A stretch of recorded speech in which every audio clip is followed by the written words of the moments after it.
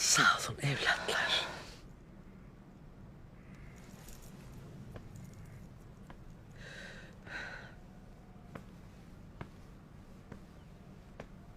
Hatunlar.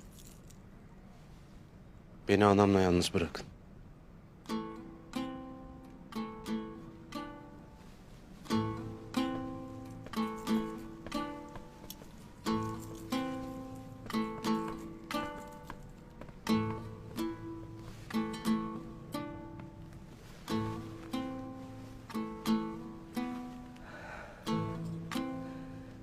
Korkut ne der bu işe?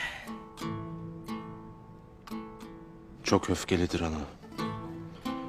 Moğol baskınından Ertuğrul'u mesul tutar. Tövbe yarabbi. Yarın toyda ne olacak peki?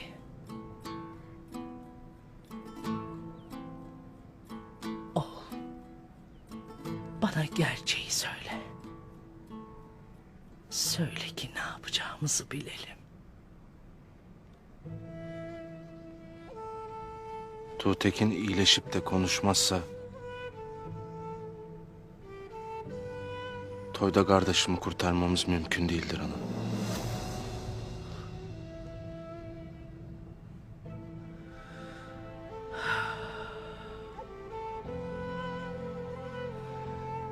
Noyan'ın içimizi daha fazla oymasına izin vermeyesin.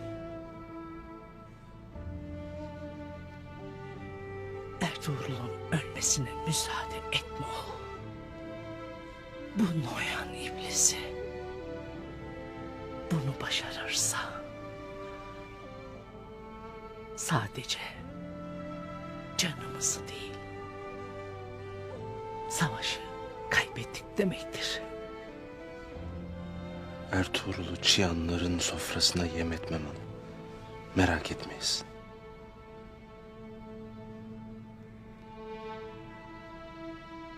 Acaba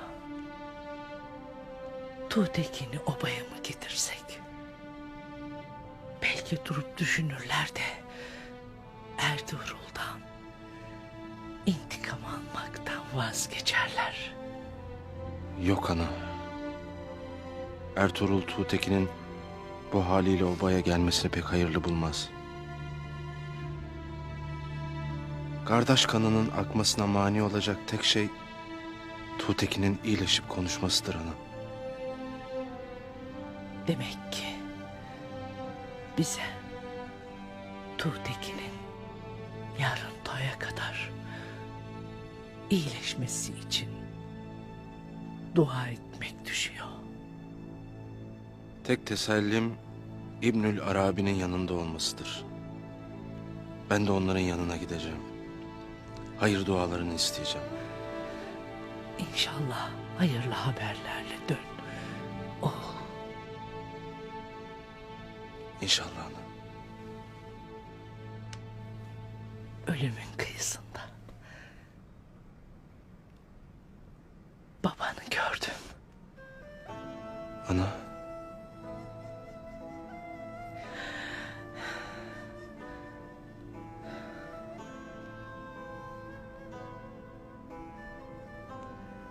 Bana asla pes etme dedi.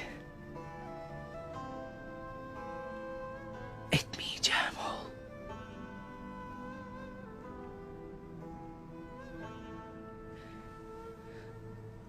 Ne olursa olsun evlatlarının başında ol dedi. Karanlığı boğacak ışık o dağdan yükselip bütün cihanı aydınlatacak dedi. Bütün cihanı. İnşallah ana. İnşallah. Hayırlı istirahatler.